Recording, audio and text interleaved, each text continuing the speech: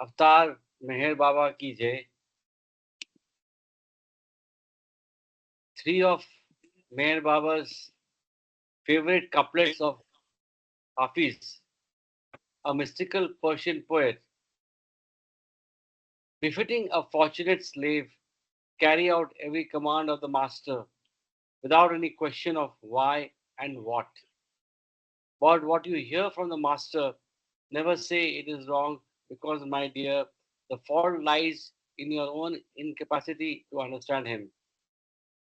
I am slave of the master who has released me from ignorance. Whatever my master does is of the highest benefit to all concerned. Hafiz, Avatar Meher Baba ki jai. Wow. Jay. You were saying Thank. something, Karthik? Sorry, Jai Baba. No, no, I was not saying anything. So we are in we stopped here, which is on what page? 124 last time, and we continue on to chapter 14 of Gift of God. So you want to start and read for some time, Ashok? Yeah, okay. Sure. And then we can rotate. Yeah, Jai Baba. definitely. Jai Baba. Chapter 14. Greater than love is obedience. Meher Baba. The early 50s were a time of great activity at Ashiana. Life now clearly reflecting the second scene of the vision Baba had given me prior to our marriage. It was as though Nariman and I had one foot in the ashram and other in the world. We knew the intimate goings on of Baba and the Mandali, but at the same time we lived a normal life, doing business, going dancing, and attending family gatherings. Yet, because our lives revolved around Baba, we remained detached from these activities and were always ready to respond to his call at any moment. With Ashiana as our stage, we played the roles that Baba had given us. The photograph of Baba, I think, must be taken at Ashiana, I think. Yeah, Yes, it says Baba at Ashiana. Yes. yeah. Final detail of Baba's securing our apartment for us took place during this time. For 5 years, we had been subletting Ashiana under the previous tenant's name, as the tenancy could not be transferred to us without the owner's signature, and he was living in Czechoslovakia. After he returned to Bombay in 1950 and moved into an adjacent building, he periodically sent us notice to vacate the apartment, but legally he could not force us out. In 1952, Nariman's intuition prompted him to send the landlord a bouquet of flowers and a cake for Christmas. He was very touched by the gift and he came to thank us in person, telling us he had decided to transfer the tenancy in our name, another example of Baba's silent work. He and his wife eventually came to Ashiana to have Baba's darshan, and he began loving Baba so much that even when no invitation was extended, he would appear on our landing just as Baba was arriving or departing. Mehra had once suggested to Baba that since they had came to Bombay so frequently, we should get a bigger apartment. But he told us not to leave Ashana and continue to use our home as his base. He called upon Nariman and me, as well as those who came for his darshan, to carry out his orders, which demanded complete obedience. When Baba and his Mandali were scheduled to come to our home, I would usually have everything, including the food, ready 2 or 3 hours ahead. On one occasion, when Baba was scheduled to arrive at noon, the food was being cooked at my father's home by my sisters Nargis and Noda and a few other women. I had told them to have the lunch ready by 10 a.m., but one problem after another arose, and the food could not be sent on time. I was getting frantic, afraid Baba would come early, and this is exactly what happened. He arrived at 10 sharp. After first embracing Nariman and me, Baba usually sat and talked with us for half an hour or more, having something to drink before he asked for food. This time, however, as soon as he entered the door, even before embracing us, he said, I am hungry. I felt like hiding. Timidly, I said, Baba, the food has not come yet. Baba asked, why? Don't you know my 12 means 10? Every 5 minutes from then on, he would ask me about the food. I grew more and more tense, straining to hear the horn of the car, signaling that the food had arrived. Finally, at 11, my brother Huma came with the food, but I had been unable to stop worrying. And then I was a nervous wreck. Through such incidents, Baba was telling us to keep him always in mind and do our utmost to meet his every need. Often Baba would tell Nariman and me that no one should know he was in Bombay, even our families. Although we kept quiet, sometimes when he left after one of his secret visits to Ashiana, others would come to know that he had been staying with us. The phone would ring and we had to answer people's question by simply denying that Baba had been in Bombay. Once I had to keep Baba's visit from my own sister-in-law, whose brother had seen Baba in our car. This kind of situation would also happen when Baba was in our home. One time when he was having lunch, the doorbell rang and I looked through the peephole to see who it was. There stood Herman Masi, who had simply come to visit us, and I ran to tell Baba who it was without opening the door. He instructed me to send her away without mentioning that he was there. Herman Masi was a dear friend, almost a mother to me, and one of Baba's intimate lovers. I wondered how I was going to be able to avoid inviting her in without letting her know Baba was in the next room. I hesitated for a few seconds, trying to decide what to say in order to carry out Baba's order without hurting her feelings.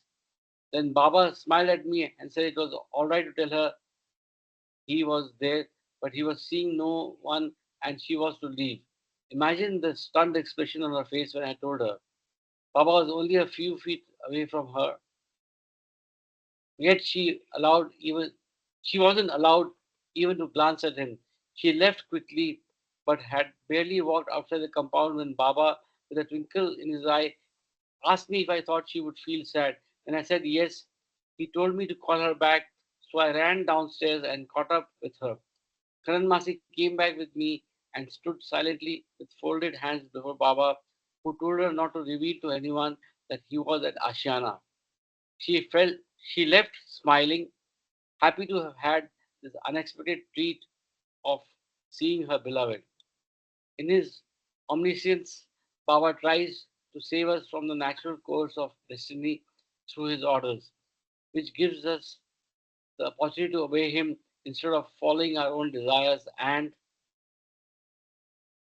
attachments.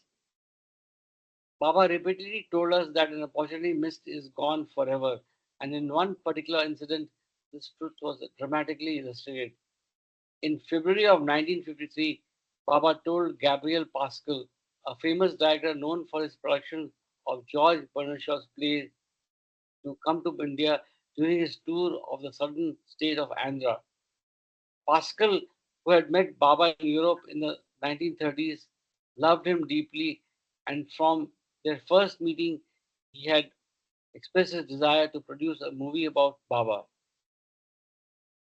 He promised to come to Andhra and said he would bring his cinemascope equipment so he could film Baba during his Russian programs. Air India phoned me twice in Bombay asking for Baba's itinerary as Pascal was chartering a plane so that he could meet Baba wherever he was. Baba was sad when, for some reason, Pascal failed to arrive in India. 4 months later, when I was having lunch with Baba at Meradat, a telegram arrived saying that Gabriel Pascal had died. Baba was still for a couple of minutes. Then he said, "If Pascal had come at the time I wanted him to, he would not have died." Pascal, pulled by his destiny, could not follow Baba's orders. He did not realize it would have changed the course of his life.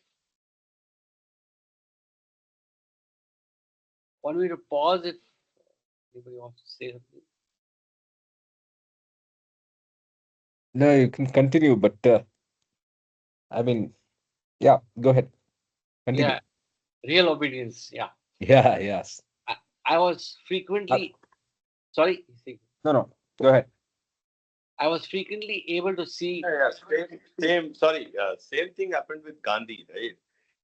There was a date he was to meet Baba, Okay. then before he was shot.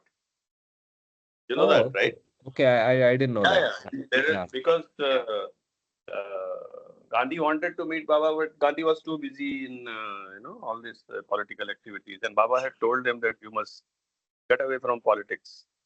But he said, Mm. no, no, this has to be done, that has to be done, and all that because you get entangled in the activities.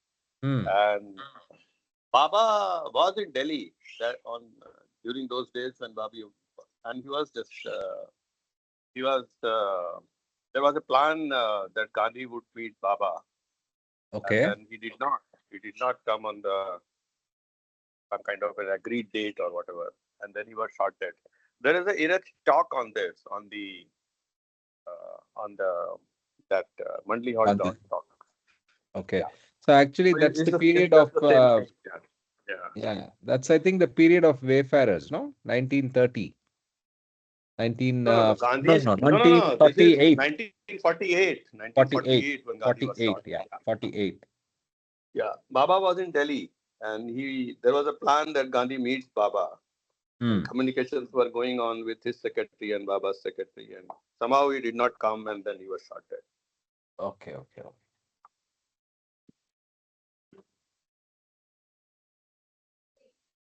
Yeah, you can continue, Ashok. I was frequently able to see to the misfortunes of others, both the difficulty of saying no to ourselves and the unhappy results of our insistence upon going our own blind ways. In November of 1953, several other women from Bombay and I were beginning a 3 month silence under Baba's orders.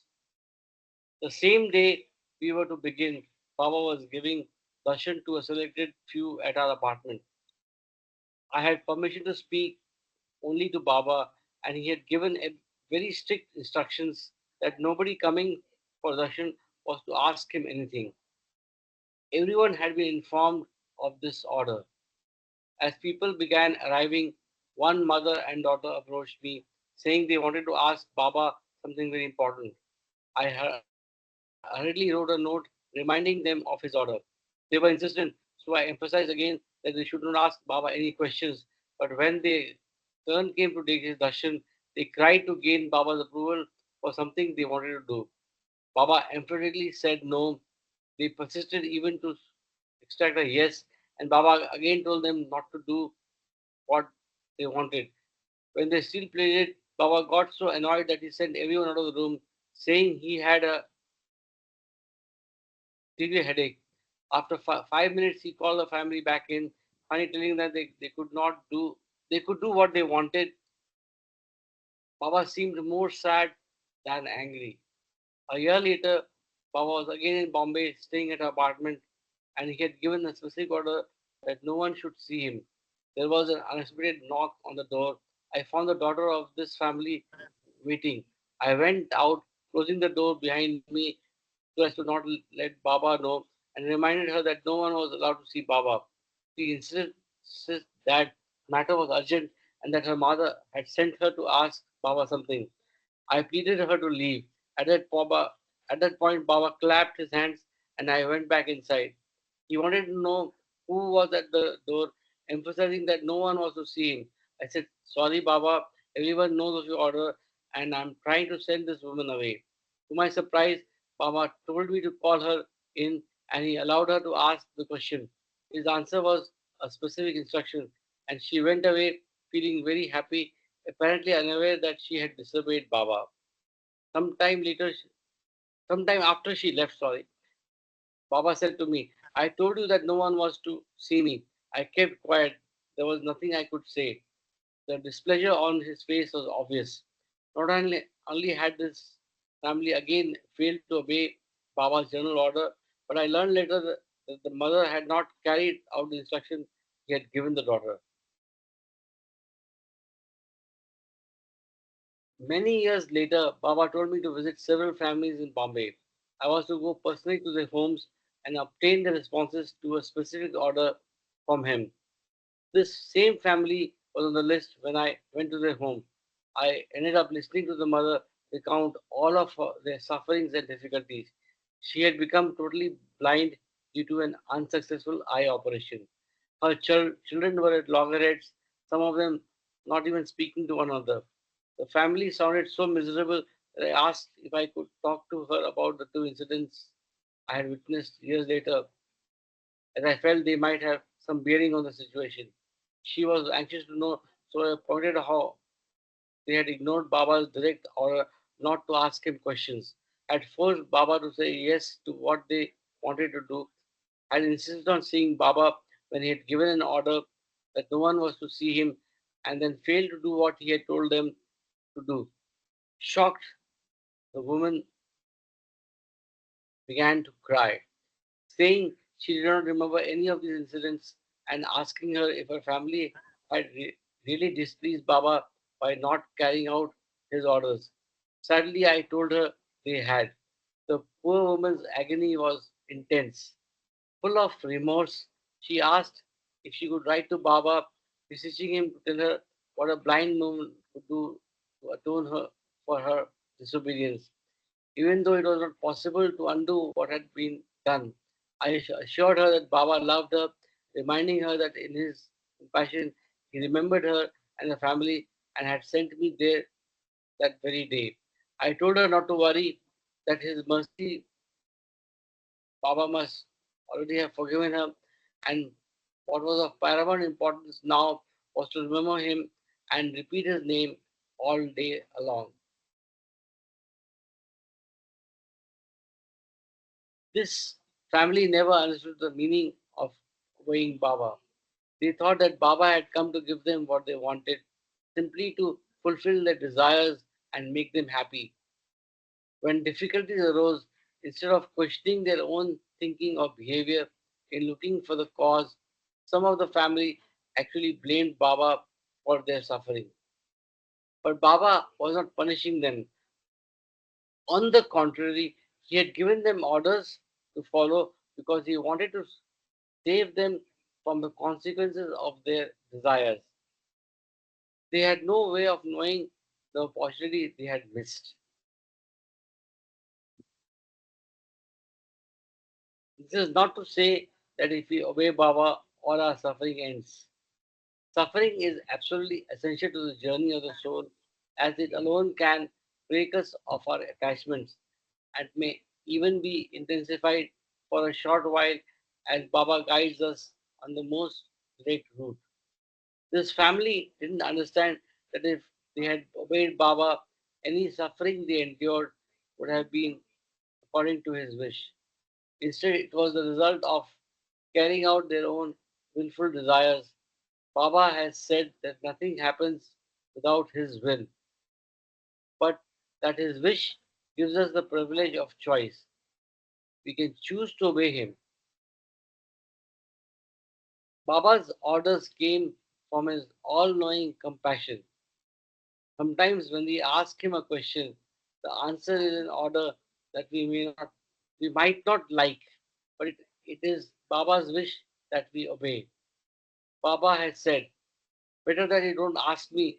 If you ask me, then you must do as I say. If you don't obey to, then don't ask me. This lesson has to be learned. I was allowed to see the painful consequences that occur when people ask Baba for something and then expect his approval, or when they simply act according to. Karthik, I request you to highlight uh, Baba's order. Better that you don't ask me. If you ask me, then you must do as I say. If you don't obey, then don't ask me. Jai Baba. Yeah. Thank you. I think it's whoever reads. In reality, it must be very challenging for people. You have to have a guts to ask him something, Yeah, exactly. right? So suppose he says no, then what do you do? Hey, Because but typically then, most people approach with an expected answer that Baba will bless this. This is what I'll get an approval for. Yes. no, the sad part is, I think people in the fact that Baba was in physical form and in and around them and so approachable. I mean, he was not very approachable, but you know what I mean. Hmm. People, I think, ended up, that, like you said, being very casual about the whole thing. Hmm. Hmm. There is that angle also saying, "Ha, we'll convince him, or we'll get this done, or Correct, correct. request." Yeah. Whereas he is, I mean, yeah, Yeah. Uh, Yeah, but these are the people who are just met Baba on a if you take scale 1 to 10, maybe 2, 3. But people who have reached say 5, 6, hmm, uh, like most of us, that we are committed. Yes, Baba is God and all that. And then hmm, when you end up in this situation to ask him something where you are feeling lost or something, regarding a marriage of a child or so, whether you take this profession or that profession for your kid, So these kind of correct, questions, and you have a mind that your son must do engineering, but he says no, no, no, no, he must do economics. So, correct, so correct. it really must be really very enterprising, and it's like a bungee jump, I bungee know. jumping. Yeah, Yeah, yeah. Jai Baba. Yeah, Jai I'm Baba. just imagining that. Yeah, Jai Baba. Jai yeah. Baba. Jai Mer- Baba. Kiran. Yeah, Meher Kiran, is it? Yeah, yeah, yeah. Okay. Jai I just Baba. Jai Baba. yeah, yeah. I just want to add that real obedience or absolute obedience. If Baba says no to whatever it is, if you have the guts to ask him, and if he says no or conveys, either yes or no, we have to follow it to the last. I think that's what is the big learning, and we also have to understand that the world of reality and duality are two separate, mutually exclusive words. So if Baba says something from the world of reality, I think we have to distinguish and do it. But it's tough. I agree with Sanjay. It's tough, because you're you want something based on your material needs or your limited thinking, but you have to go beyond that. And if you have the if you get an answer from Baba, I think you have to follow that. That's what I learned in a few Correct, years. correct. Correct, correct. Ashokji, it's we understand intellectually, but when it comes to reality, when it actually happens to as an individual, then it's a different ball game altogether. Actually, Yeah, it suppose I takes. was, yeah, yeah. So I mean, when Baba was physically present, I mean, I'm just imagining a situation for my son that I want to send him to US for MS, and then he says, no, no, no, he must not go abroad. He must do his studies in India. So it's a very big decision, actually. Like her husband, that he was to go to, Nariman was to go to London for Higher studies. for higher studies, and there was a different decision that Baba gave. I mean, in reality, it must be very challenging to accept it and still be happy about it. That's even more challenging. Yeah. Jai Absolutely, it is. Agree. Baba. It is Yeah, challenging, yeah, yeah, yeah. Jai and it Baba. and puts us into a dilemma. Actually, a Yeah, big. yeah. It's very, very. It's a life-changing moment actually. Many of these, and then you get a decision which was not as per your expectation. That needs a real surrender actually. And Yeah, these people also really blessed in that sense. Actually, Baba gave them that sense that they could surrender to him so happily. So that's that the privilege that they had, I suppose. Yeah. Jai Absolutely, Baba. absolutely, Sanjay. It is a privilege. Imagine seeing Baba in God in human form and being with him and having his sevas. I mean, it's unimaginable. I mean,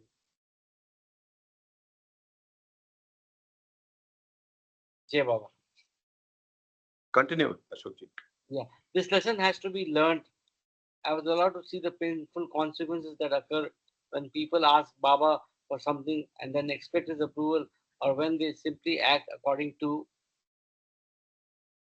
their own desires, forgetting to seek his pleasure. Baba gives us alternatives to our destiny that can cut short our suffering if we will only obey him. As he told as he once told us, a huge field contains grass of different lengths and thickness, short, tall, thick, thin. But when a flaming match is thrown, it burns the whole field of dry grass within minutes. Baba said that his spiritual match, in the same way, can burn away the whole field of our sanskaras. But complete obedience and faith are necessary. These qualities take many lifetimes of dedication to develop, and only after we are prepared by the grace of God Himself do they manifest.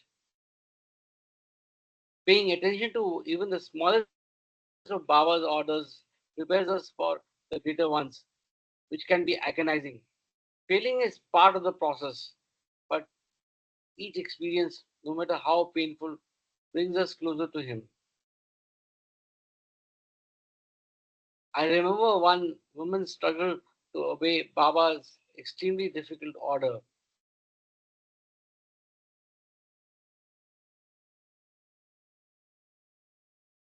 In the face of love for her son, this woman had a very hard life.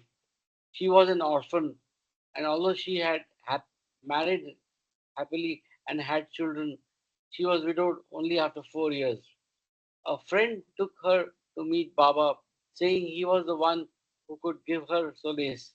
She planned to tell Baba about all her suffering, but the truth of Baba's all knowing compassion was communicated to her with such immediacy when she came to his presence that she actually forgot everything. After that first meeting, she came to see Baba at every opportunity.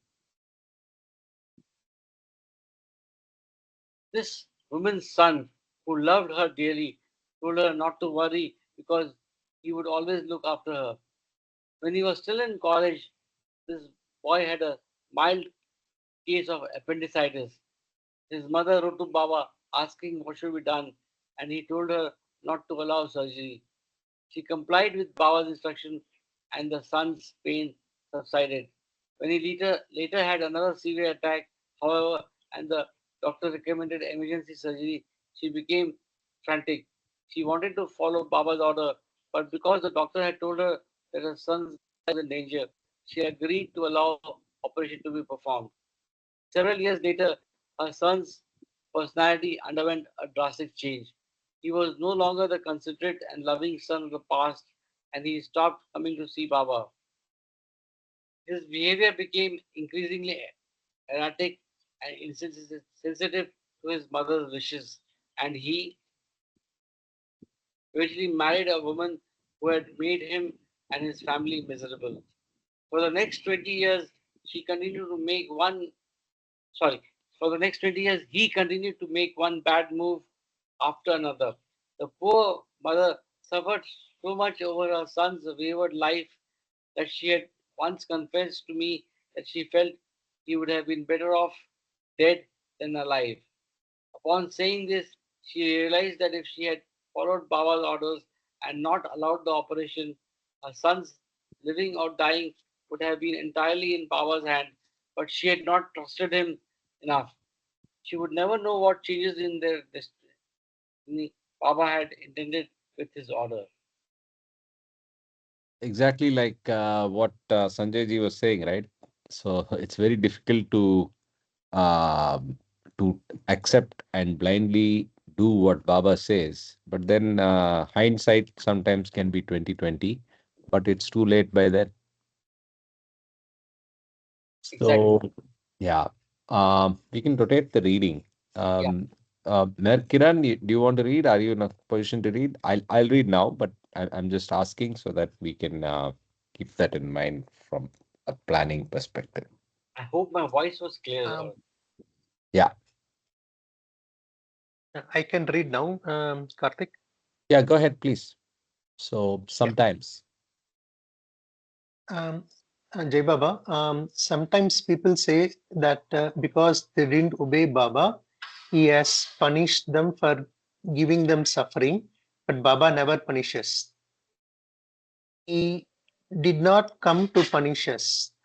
We do that to ourselves through our disobedience. If we obey, we benefit. If we don't, then we go to the way of destiny. Baba is always working to guide us to him on the most direct path. So he gives us orders to save us from taking the longer route, to save us from unnecessary suffering. Baba said to us, I do not want anything but the gift of your obedience. Obeying Baba is always challenging, but it is the most precious offering we can make to him.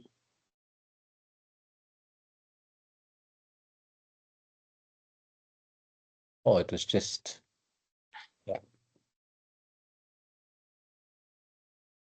Chapter 15. The diverse rituals and ceremonies of different religions and cults are intended to release divine love, but they mostly bind the soul to the repetitive mechanism of expressive forms. Attachment to the external expression of love for God not only limits the love itself, but creates separative divisions between one religion and another. Karthik, can I request that the past sentence where Yeah. Baba asked for obedience to highlight and this one also? Yeah, that's what I was thinking. Yeah. I do not want anything but the gift of your obedience. Yeah, thank you. I mean, you're thinking and it's telepathy.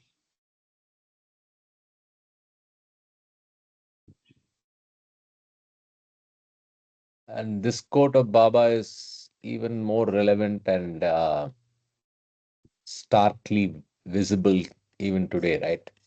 Yes. In 1951, while Baba was still in the new life, my brother Nozer had announced that he wanted to join the Air Force. Due to the new life conditions, there was no way of asking Baba's permission. My father was opposed to his plan, but Nozer was very insistent, and I had finally persuaded my father to let him join, saying that whatever happened would be Baba's will, that we must keep faith in him. That is how we left it, knowing that whatever Baba wanted would come to be. As a boy, Nozer was especially sweet and understanding. By the time he was 15 years old, he had read almost everything that had been printed by or about Baba. Introspective and wise at 19, Nozer found the atmosphere of the Air Force difficult at times. His Air Force companions would call him wise man or yogi because he seldom drank, wouldn't smoke, and led a very quiet life. Nozer was totally devoted to Baba and he always behaved in ways he felt would please him. Every night for half an hour before he went to sleep, it was his practice to take Baba's name using a sandalwood bead necklace. He would slide the beads forward one at a time and repeat Baba's name with each bead. 6 months after joining the Air Force, Nozer had a very strange dream in which he was kneeling in the corner of a room where an oil lamp was burning in front of Baba's photo. As he was praying, a hideous figure, half animal and half human, came forward and tried to snatch the bead necklace out of his hands. Noser fought very hard not to give it up, and the struggle went on for several moments with Noser shouting Baba's name at the top of his voice. He woke up clutching the bead necklace, still shouting Baba's name. Noser was very frightened by this dream. He told us later that he had never seen such a repulsive creature. It was 2 in the morning when he awoke from the dream, but he was unable to go back to sleep. He sat on his bed for 2 hours, taking Baba's name until it was time to get up. Still feeling shaken, he did not want to fly that day, but it was impossible to refuse to do so. At 8 that morning, Noser was waiting uneasily when he heard his name called, indicating that he was to prepare to fly. Half an hour later, when he was almost ready to board the plane, an announcement came over the loudspeaker that his flight had been cancelled. His relief was short-lived, however, as another flight was soon given to him and the uneasiness started all over. Again, the flight was cancelled. His name was even called a third time, but then one of Noser's trainers asked him to give up his flying time that day to another boy who was behind and needed the hours to qualify for his training. Noser, very relieved, agreed immediately. The flying assignments were over for that particular day and he wouldn't be called again. Within minutes, an announcement came that a plane had crashed, killing 2 men, the trainer and the student pilot who had taken Noser's place. Shocked and grieved at the news, Noser ran straight to his room and fell to his knees, grasping Baba's photo in his hands. He knew Baba had saved him. He wrote us a letter. He wrote us a letter relating the whole incident, and he was so upset that his handwriting was shaky. He sent the letter to Baba, who was by that time allowing us to contact him. There's a high chance that these are the MiGs. The MiGs were crashing like anything, no, back in the day. So it must have been one of those Russian aircrafts, and it was aircraft failure, not necessarily pilot failure. Anyway, Yeah. 4 years later, Baba had called Noser, who was on leave from the Air Force, to come for his darshan, where he was staying in Satara. Baba also called Dina Talti's son, Khurshid, who was leaving to work in London, and Dr. Alu's brother Jehangir, who was going to Africa. After they had taken darshan, Baba said to Noser, "You will fly away." To Khurshid he said, "You will go away." And he told Jahangir, "You will go to Africa." Baba also told Noser that he wanted 7 lakhs from him, and then he asked how he would get the money. Noser replied that he would earn it. As the three were leaving the room, Noser stumbled on the threshold and Baba called him back, telling him to act out exactly how he had tripped. Baba often spoke in his own language, leaving us guessing as to his meaning. His words to these 3 men later took on a deeper significance. Saying that Noser would fly away had made sense as he was a full-fledged pilot. However, we could never have known that Baba had referred to the sad fate that was to befall 2 of the 3. Only the words that Baba had said to Jahangir were absolutely literal. He did go to Africa, returning to India several years later. But 2 months after taking Baba's darshan in Satara, Noser died at the age of 22 in a plane crash, and Khurshid at the age of 27 died in England 3 years later of a heart attack.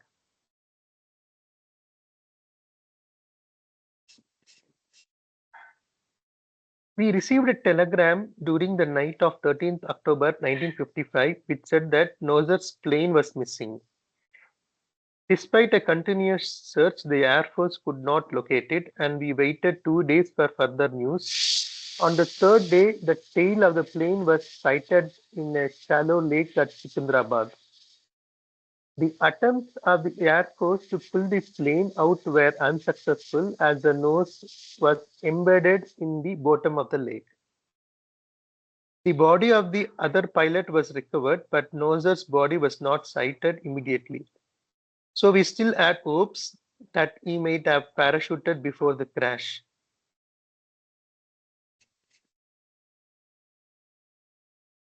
During the 3 days of the search, we were in almost constant contact by phone with Baba, who was in Satara at that time.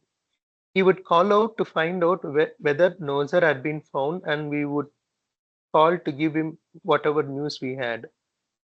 One of my aunts, who was very orthodox, started insisting that we perform the traditional Zoroastrian ceremony, which is done for 4 days after a death, even though the body had not been found.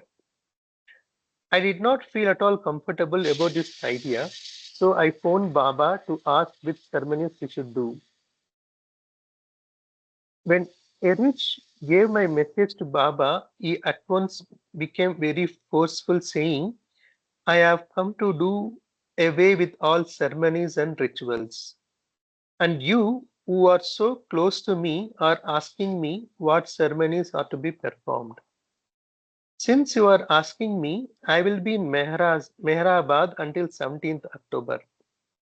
If Nozer's body is in a good enough condition when it is found, bring it to Mehrabad. With my own hands, I will perform the highest possible ceremony.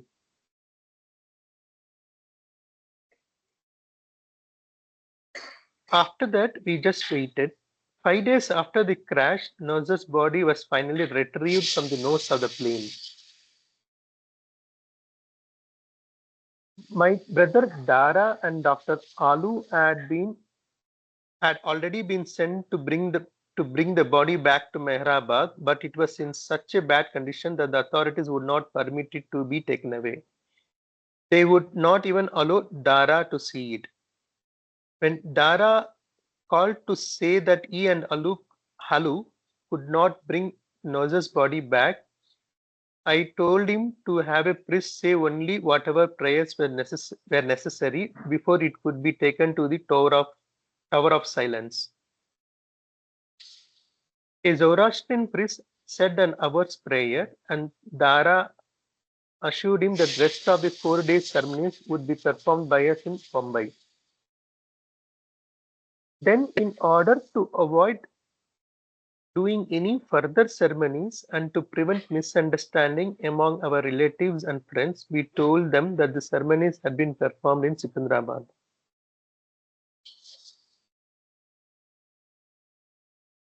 Baba taught us gradually that ceremonies are not necessary, preparing us over the years for the time he would expect us to give up all our traditions.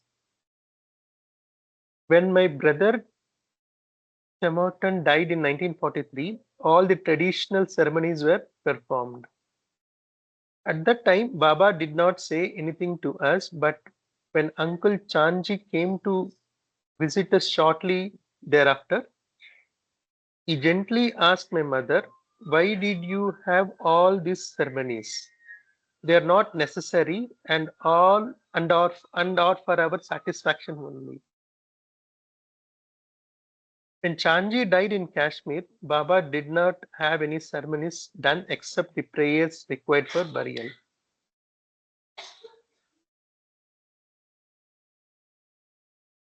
Although some of our relatives did the 4 day ceremony in Mumbai, mother, remembering Chanji's objections, did not do any of the other traditional Zoroastrian ceremonies, simply monthly ceremonies and more elaborate ones at the end of 6 months and a year.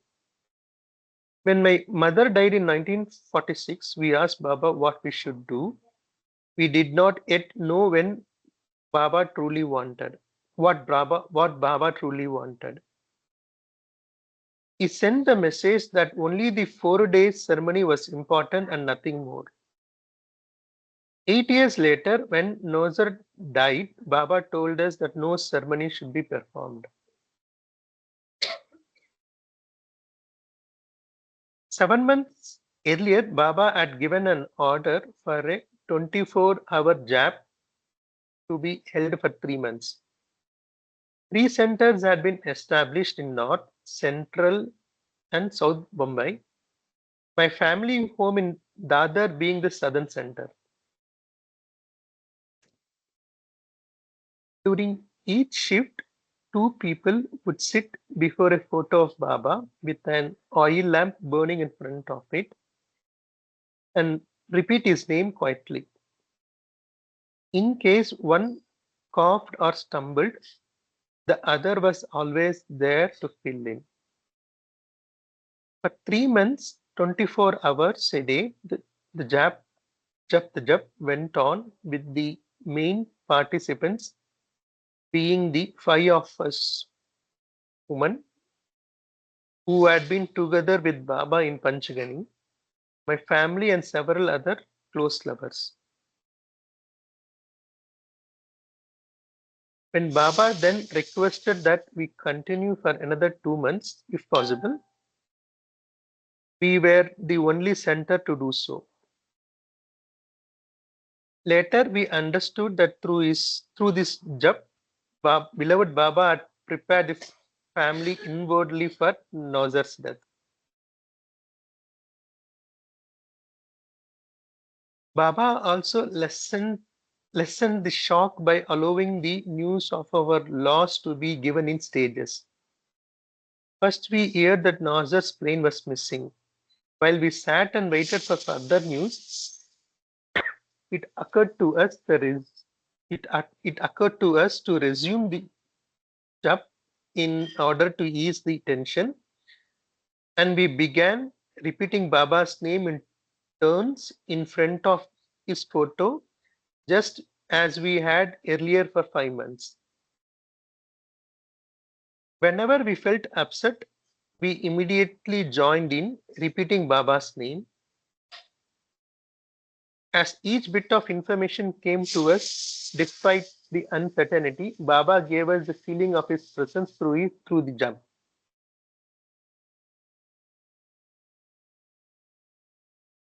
When Baba was notified that Nozar's body had been found, he sent us a telegram saying, I have physically lost my gem Nozar, and Nozar had gained me spiritually by loving me to his last breath. Let us be brave and not selfish, but rejoice in Nozar's bliss. For such souls are instrumental in showing to us how to love and be worthy of the beloved. Baba.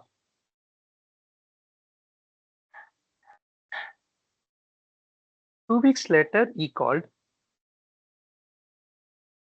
our whole family for his darshan at Bindra's house, where Iruj's mother, Gaimai, and the rest of the Jaswala family lived in Pune. Mehra and some of the other Mandali were also there. Baba embraced us one by one, and when he put his arms around me, I sobbed uncontrollably. Unable to contain my emotions, I felt as though Baba was pulling them from me. He took me into the bedroom and held my head tightly pressed to his chest. I actually heard and felt vibrations coming from Baba's heart, and a wave of peace swept over me. Baba had saved Nozer 4 years earlier, perhaps giving him the gift of becoming a pilot, which was his dream. And he also spared our family the shock of another death so soon after all the earlier ones. Even so, even so, the whole family was grieving deeply. Even so, the whole family was grieving deeply. Baba consoled my father in an unusual way, asking him if I had sent Nozer to England and given him the order never to return to India, and if I had then given you the order never to see him again, you would be happy that Nazar was alive and doing what I wanted him to do so. Isn't that so? My father said, Yes, Baba. Baba continued, I want you to consider that I want you to consider it that way, that I have sent Nazar somewhere. Think that I have called him to me and that I am telling you never to see him again. What is this body after all? Nazar wasn't his body. The difference is that you can't see him now. I gave Nazar the order always to repeat my name before flying, and as soon as he sat in the plane the last time, he came to me. He is with me and he is so happy. When Baba spoke to us in this way, his words helped to ease our pain. 2 weeks later, I was very surprised to receive a letter from Mehra, the first that Baba had allowed her to write, concerning our last meeting in Pune, where Baba had called us to Bindra House. Mehra Saab, 31 October 1955. My dear Arnawaz, you will be surprised to receive this letter from me, as you know I am not allowed to write to anybody.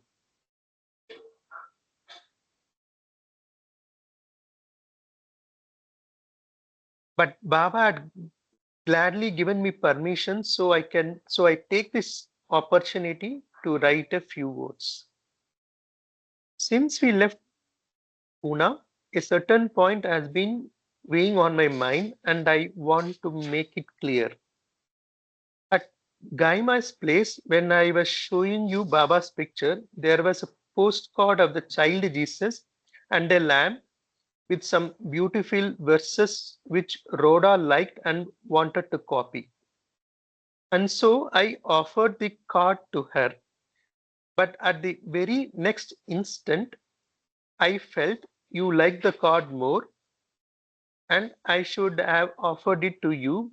And since I did not do so, it had been preying on my mind, and hence I have taken the opportunity of sending two very nice pictures of dear Baba and one of Jesus with the lamp, which I hope you like. I wanted to tell you about the simple materials you had sent. They are very Sample pretty. materials. Sorry, yeah. I wanted to tell you about the sample materials you had sent. They are very pretty and colorful, and I like them very much. I also received the strawberry sari and other materials you have sent. Hoping you are keeping good health and keeping happy as per dear Baba's orders. Love from Mani, Naza, Mehru, Rano, and Goher. With special love from Baba and Mehra. Yours lovingly, Mehra. Dictated by Mehra and written by Gohar, Mehra says to give Catty our love also. Despite the sorrow I felt over the loss of Nazar, Mehra's understanding my feelings brought me joy, and I tried to express to her the depth of my gratitude. 7th November 1955. My ever dearest Mehra. Joys and sorrows very deep down in the heart do not have any words. Therefore, dearest Mehra, I have no expression to give you what is within me, but I know and feel deeply that you understand. It has given me tremendous happiness to know that I am the first privileged one to whom you have written. I pray and I hope to be worthy of you and Baba. When I receive any gifts from you and Baba, I always treasure them dear to my heart, whether they may be seashells or precious stones. Of course, Baba's pictures are the most valuable gifts, and I cannot compare them, for they are the highest type of gifts. Mehra dear, Baba's two pictures you have sent are stamped in my heart, and the other one, Christ with his lambs as charm of its own, as a charm of its own. Whenever I see a picture of Christ, whenever I see a picture of Christ and his lambs, it always reminds me of Baba and his lambs. That is all of us who love Baba. That card you gave to Rhoda is lost now. I liked it very much because when I saw those tiny pictures and when I read those simple couplets, I felt the card living in my hand. You being one with Baba felt that. You being one with Baba felt that. Dear Mehra, I am so sorry even for a second that you did not give me. Sorry. Dear Mehra, I am not sorry even for a second that you did not give me that card because what is in a picture. When I know that you felt my heart, there is nothing in the world that could have given me more joy. I love you and Baba so much. Everyone over here sends you and Baba their love, and please accept mine too. With all my love, ever yours, Arnawaz. Mehra's tender heart felt so sorry she had not given me the original picture of Jesus with a lamp that she wrote to a Baba lover and asked for another copy. When Baba and the Mandali came to Ashiana a few months later, she presented the card to me with such a sweet smile that I was overwhelmed by her love. At the beginning of November, a big Sahawaz was held at Mehrabad for Indian men only, and all the men in both my family and Nariaman's attended. As we had spent no money on death ceremonies for Nozer, e- we had sent 1,000 rupees to Baba Hin.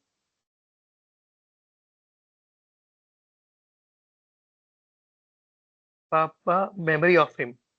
At one point during the Sahwas, Baba had our family members stand around him. He then washed the feet of 10 poor people, bowed down to them, and gave each 100 rupees. When he had finished distributing the 1,000 rupees we had sent, he said, "This was the ceremony for Nozer."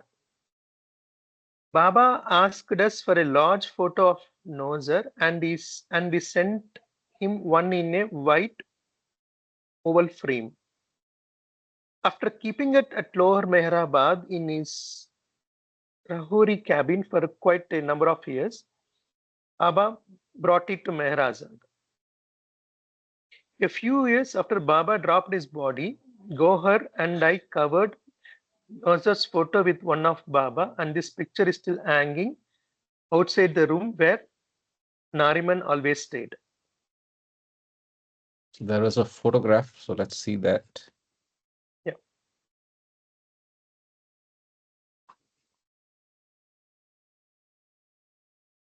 Yeah, Baba bowing down the feet of the poor at the ceremony for Nozar. I think that also brings the close of that chapter, and we can again rotate the reading. I can read for a while, or Sanjay ji, if you want to read, you can read.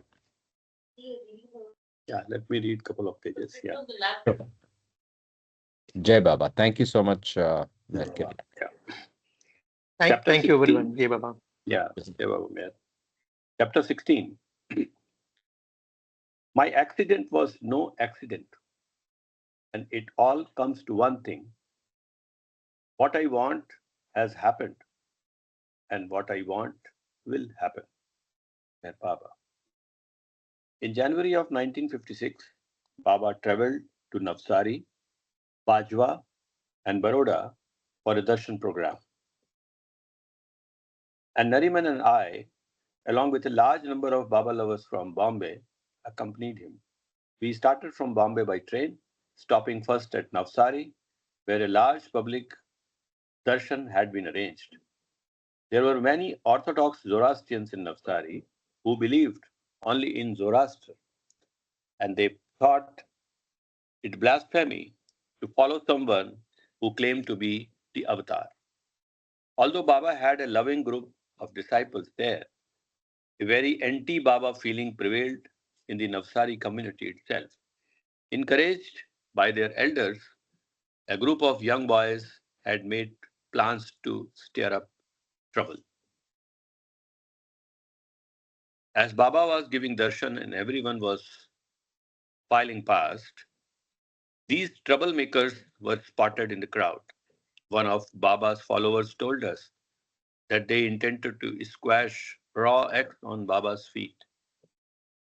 They stood in the queue for darshan, but when they came near Baba, they only smiled, saluted, and went on their way. After the program, we went to the home of one of Baba's lovers. Baba was relaxed, 1 minute, and having his food. When out in front of the house, the same group climbed up on a small wall and began shouting derogatory remarks aimed at Baba. The Navsari lovers were naturally furious and wanted to stop them. Baba, seeing their anger, called everyone together and very lovingly said, "Don't bother about what these young boys are doing. When I was their age, I used to do the same." Baba's smile and the compassion he expressed calmed us down, teaching us to show tolerance for the ignorant. Tolerance for the ignorant. Very beautiful phrase. Yeah. This was not the first time that negativity was present at gatherings for Baba. Although many thousands around the world loved and revered him from the very beginning, especially in the 1920s and 30s, an antagonistic element sought to humiliate him. This antagonism came most strongly from Baba's very own community of Zoroastrians, and many anti Baba articles appeared in newspapers and magazines, which thousands read. No matter how much Uncle Chanji had pleaded for permission to respond to the misinformation of these articles, Baba said not to, as those who opposed him were only spreading his name and doing his work. It was around the time of the Navsari Darshan that Nariman and I decided we wanted always to be available for Baba. Although we had occasionally taken holidays together over the years, we stopped traveling for pleasure, as we were never sure when Baba might come to Ashiana or call us to be with him. Nariman had great responsibilities with his business, but he was always ready to accompany Baba on a must trip or darshan program or just be with him. When Baba called me to stay with him wherever he was, I would forget that I lived in Bombay and simply enjoy the loving company of the God man and his beloved Mera, who were more than family to Nariman and me. Nothing was more important than to be with Baba, God incarnate. Baba was traveling a great deal during the period, and he sometimes used our car, a 1952 blue Chevrolet that Nariman had bought a few years earlier. We had previously owned a used Oldsmobile that Baba had told Nariman to buy from Sarosh, and it had given us good service for 5 years. But then Sarosh encouraged Nariman to buy this new Chevrolet. Nariman was very enthusiastic about it and not wanting to dampen his spirits. I did not object. Still, I had an uneasy feeling about the Chevrolet. I would have preferred to keep the Oldsmobile, but it was not practical to maintain two cars. So I asked Baba the next time he was at Ashiana which one we should keep. He took his alphabet board and flipped it high in the air. When it came down into his hands, he said, "Keep the Chevrolet." We sold the Oldsmobile, and it was this Chevrolet that Baba called for when he needed a car. In May of 1956, Baba called for car and kept it for 2 months. He sent it back, then 2 weeks later called for it again and kept it for another 2 months. We had it for only a week before Baba called for it a third time, saying he would keep it for a longer period. In October, Baba went north on a must trip in this car, often traveling for long stretches that lasted for hours. Iraj later told us that on one occasion he was so fatigued and sleepy that he begged Baba to let him stop driving, as he could not even see the road. As though there was a dark tunnel ahead, Baba told him to continue, and Irach's faith and obedience was such that he did. Shatrugna Kumar, a close disciple from Dehradun, who was in the back seat, saw Baba's right hand superimposed over Irach's left hand on the steering wheel. Kumar thought he was seeing things, so he looked away in hopes of clearing his vision. But when he looked again, he saw that Baba's hand was still on the wheel over Irich's.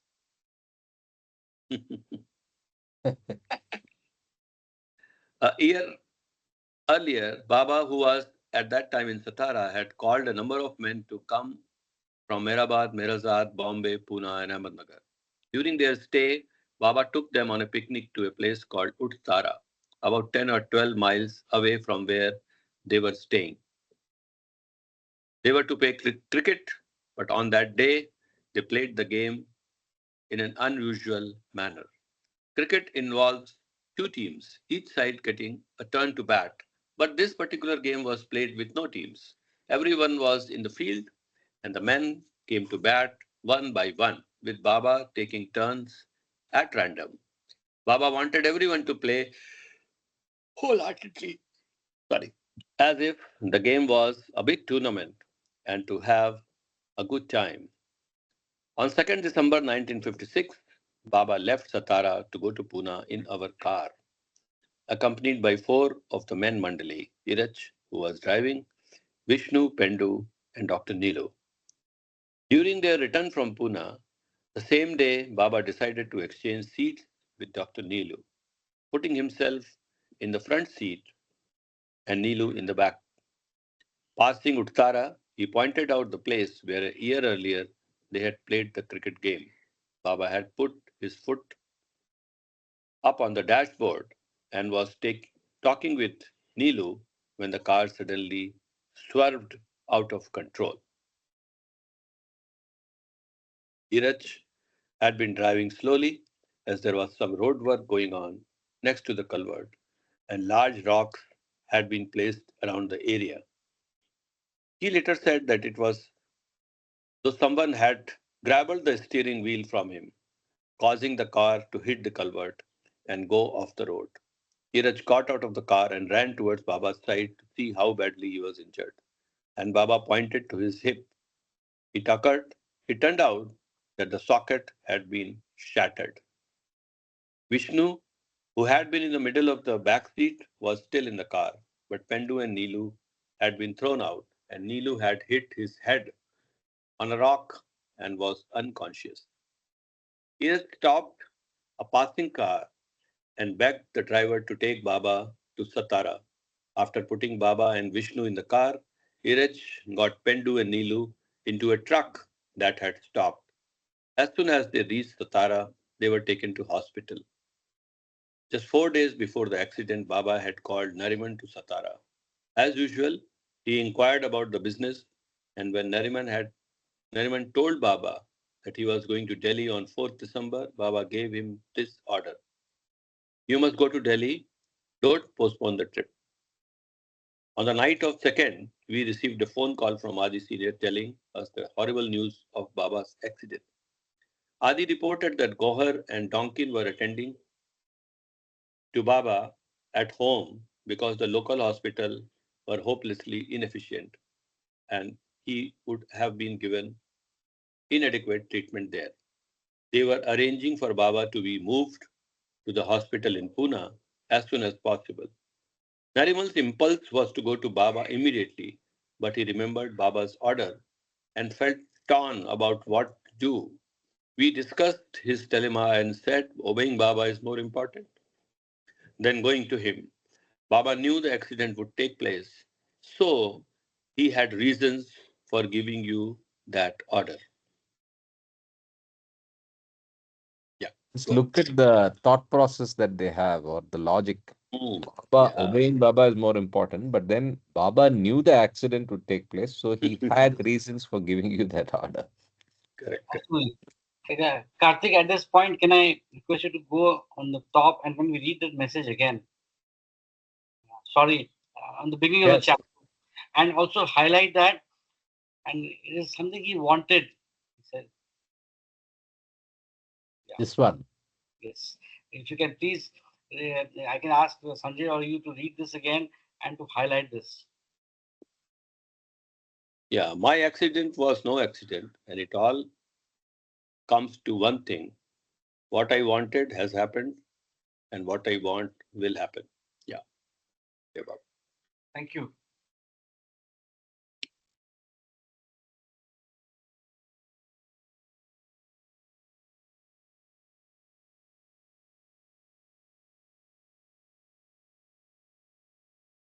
Yeah, this is where we Yeah. were. The following morning, Adi called again, saying that the Nilu had died from his injuries. Nariman and I were very close to Dr. Nilu, who had always visited us during the yearly vacation that Baba gave him. He was like a brother to us, and we were comforted to hear that others say that Nilu was very happy on the morning of the accident. Just before leaving Satara, he said to some of the men standing on the porch, if I die, I will die with a clear conscience that I have served Meher Baba well. Shortly before the accident, Neelu, who was exhausted from accompanying Baba on all his trips after the new life and doing night duty, had asked him when all the traveling would end. Baba told Neelu not to worry, that the next trip would be his last, and he died in the presence of the God man. Nariman went to Delhi as planned, but left 2 days later because he was so restless he couldn't concentrate on his work. As he was free to go to Baba at any time, he returned to Bombay and went on immediately to Satara. Nariman wanted to be of help, but upon seeing Baba, he felt faint and went out to the porch and vomited. When he returned home and described what had happened, I realized that he would not have been able to bear seeing beloved Baba in the condition he was in immediately after the accident. Baba had prevented Nariman from coming when the situation was at its worst. Wow.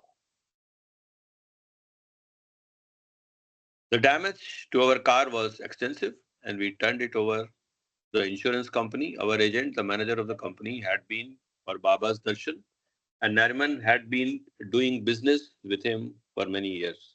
When Nariman explained to him that Baba had been in the accident and there were large medical bills as well as the other expenses, the agent gave us the case special consideration. In the end, the company not only gave twice the actual value of the car, but also paid for beyond the policy's coverage in order to take care of medical expenses for Baba and the others. Later, Vishnu described the accident to us. He said that when Baba looked back at him just before the impact, he had been blinded by a radiant light that encompassed Baba, and he felt he was seeing Virat Swarup of the universal body of God. Baba told us that his injury was an intentional suffering that he took upon himself for his universal work. Years later, when I was with him, Baba gestured with his forefingers, making a circle round his injured hip, and pointed to the center of the circle, saying, "My suffering for the whole world is centered right here." In early September of the next year, Dr. Donkin and Dr. Goher arranged for Baba to come to Bombay for a medical checkup.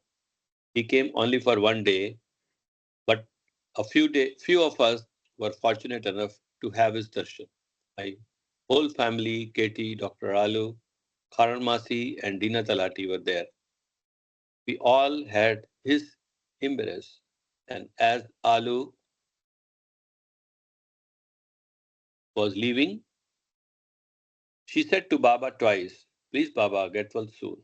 Baba called her back, and as she turned to face him, he said twice with great authority, "What is ordained will happen." I always remembered these words because Baba had already told us that his hip joint would never totally heal. After his checkup in Bombay, Baba returned to Merazad, but he soon wrote a letter informing us that he was coming again for a month of medical treatment and he wanted to bring quite a number of mandli with him. Baba told us to find a comfortable place for him with separate accommodations for the men and women. Since Nariman was very involved in his business, Baba told my brother-in-law, Jim Mistri, and me to search for a suitable bungalow. We were not to tell these plans, anyone of these plans.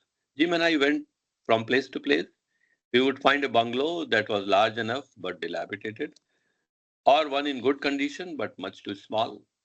Baba phoned each day to ask us how we were doing. After 15 days, we wrote and said that we would not mind staying in our apartment if some of men could stay elsewhere, and we would install an air conditioner as he didn't want noises coming in from outside. I felt very happy and wrote back to Baba saying that we would fulfill his condition. Even though our apartment had only 4 rooms and a kitchen, I had never worried about whether or not there would be enough room for everyone. I just shut one door, and the 2 bedrooms provided a secluded place for the women to stay. If I shut the sitting room door, Baba would be alone with the men, and the women could move freely about the rest of the house. When I simply set about doing what Baba wanted, he always worked everything out easily. We decided to rent an air conditioner rather than buy one because we were not sure whether Baba would use it on subsequent visits. Knowing that Baba's hip joint was causing him great pain, we bought a special lift chair that made it possible to carry him easily up and down the one flight of stairs to our apartments. When Baba and the Mandli arrived on 1st October, he and the women stayed at our apartment as planned, except for the night watchman. The men spent their night at the home of Rupa Mai, another long-time Baba lover who lived close to Ashiana. She was very happy to serve Baba in this way. Early in the morning, the men would come and stay the whole day with Baba, returning after dinner to Rupa Mai's home. In the morning, Baba would have his breakfast first, and then Mera, Mani, Goher, Meru, and I would have ours. As soon as we finished, the dishes would be quickly washed, and then the men would sit down. This was also the arrangement at lunch, evening tea, and dinner. The dining room was occupied for a good part of the day, but everything went smoothly. Even though nothing had been changed in the apartment, Baba made it feel much bigger. There was room for everyone, and the necessary privacy was never a problem. One day, Baba took my hand to lead me from dining room to the second bedroom. Because of the pain in his hip, he was limping, leaning on my forearms with tremendous pressure. So I had to make an effort to hold my arm steady. After looking around the room, Baba asked why the oil lamp that we kept in the front of photograph was not burning. I always kept the lamp burning at night and even during the day when Baba was not at Ashiana. But when he was with us, the lamp did not seem necessary, as he himself was the light. I replied, Baba, you are here, and that is all that matters. Baba nodded but said, I want you to keep the lamp burning 24 hours a day. Because Nariman and I were sometimes with Baba for extended periods of time, I did not know what I should do when we were away. Then, remembering that I had a small electric lamp, I asked him if I could keep the light, keep that lighted. Baba said yes. And from then on, a light burnt in front of Baba's picture day and night. While we were still in the bedroom, Baba asked, where is the picture of Jesus? I pointed to it on the wall behind us, and he simply nodded. Although I had originally hung only pictures of Baba at Yashana, I had then come across one of Christ surrounded by roses, lying on a white cloth with two angels kneeling, one at his feet and another by his head. In the foreground were the cross, the crown of thorns, nails, and a hammer for his crucifixion, and an altar behind him had lighted candles, vases of flowers, and a golden chalice. The figures stood out in relief, giving the scene a three-dimensional effect. I was drawn to the picture that I had bought it and hung it on the second bedroom. As we left the room, I wondered why Baba had asked about it. For consultation concerning the injury to his hip, Baba was taken to a private hospital owned by Dr. Talwarkar, an orthopedic surgeon. After x-rays and other tests, Dr. Talwalkar suggested that Baba go for physiotherapy. He recommended a Dr. Athle, who was a physiotherapist clinic, and Baba began going there almost every morning. Both Dr. Talwalkar and Dr. Athle must have felt Baba's greatness, as neither of them would take any fee for their consultation or treatments. When the time came for Baba to leave Bombay, he still needed treatment, so Dr. Athle sent some physiotherapist all the way to Mirazar to continue his therapy. Diwali and the Hindu New Year were celebrated while Baba was being treated in Bombay. Where was I? Yeah. And he sent Dr. Gohir with one silver rupee coin for each of these doctors, asking them to tell him that the gift was his prasad. Both doctors sent their respects to Baba, saying that they were very happy to have received the prasad and fortunate to have served him. Despite the efforts of these two dedicated specialists, however, it was ordained for Baba to suffer from his injuries for the rest of his earthly life. Baba wanted the women mandali to enjoy themselves while they were in Bombay, for his medical treatment. He went to many movies, had picnics on the beach, visited Baba lovers in their homes, and ate lunches at good restaurants. 4 or 5 days before they were to leave Bombay, Baba told me not to take the women to any more movies. Then, unexpectedly, on the morning of 30th October, he told me to take the women to a matinee. We found a good movie on the paper and decided to go to the 4 p.m. show. Yeah. I was dressed and ready to go when I heard the sound of glass breaking. I rushed into the sitting room and saw the water bottle had fallen to the floor.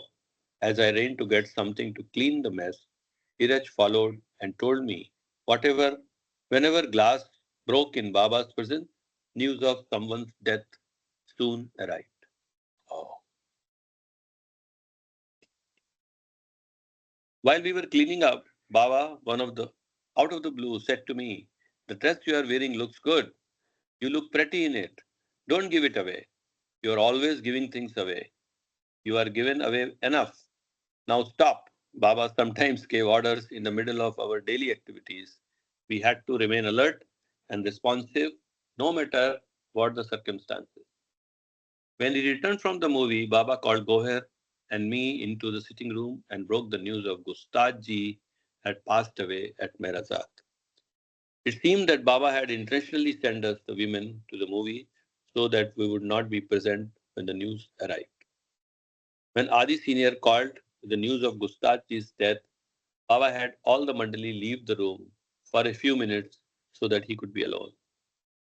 When he called them back, his eyes were red and he told them he had wept over the loss of Gustadji, his longtime companion.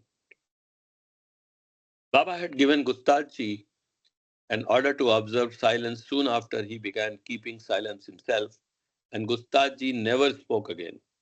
When Baba told Goher and me the news, we just stood there, unaware. The tears were streaming from our eyes. Baba asked us why we were weeping. He said, "Gustadji has come to me and I have given him God realization." That was the first time I had ever heard Baba say that he had given someone God realization. He then told us to go break the news to Mehra and the other women. It was then that we realized why Rano and Naza, who usually accompanied Baba to Bombay, had been left in Merazad. They were needed to take care for Gustadji in his final illness. Before we heard of Gustadji's death, Baba had told me to invite a few of his close ones for a dinner party at Ashiana to celebrate Nariman's birthday, 31st October. Baba said that I should do everything as planned, with the usual decorations, garlands and flowers on the doors and rangoli, petty designs made with white and colored chalk on the floor. The only change Baba made was that we were not to have the ice cream I had ordered. So I made arrangements for it to be distributed to some poor children in a boarding school. We had dinner and enjoyed ourselves, but a sadness remained in our heart. The following day, Baba and the others returned to Merazad. Baba told us he would be coming back to Bombay on 18th December for 2 weeks, and he wanted to celebrate Mehra's birthday at our apartment. He also told Nariman and me to come to Merazad on 4th December and stay for 10 days. It was rather unusual for Baba to call us to Merazad when his next visit to Ashiana was so close. Because I wanted our home to be worthy to receive beloved Baba, I always needed several days to see to everything concerning his stay. Cleaning the house spotlessly, changing the curtains, washing the slipovers, and taking care of 100 other details. This time I would have to make to do with the time he allotted as Baba wanted us in Merasar. I think that's the end of the chapter. And we do chapter 17 next week. Avtar Meher Baba ki Jai. I think this is not a chapter we can really discuss. Actually, it is just to be absorbed. No Yeah. words. We can Yeah. only spoil by talking on it. Actually, Indeed. such abject surrenderance is something that's So, only I think to say. I mean, to even think that that they did what they did. You're so right. Yeah. Yeah. Okay, so we'll catch up for discourses tomorrow morning. Yeah. Jai Baba. Jai Baba. Jai Baba, Jai everybody. Baba. Jai Baba. Jai Baba. Hey, Baba. Bye. Jai Baba. Thank you all.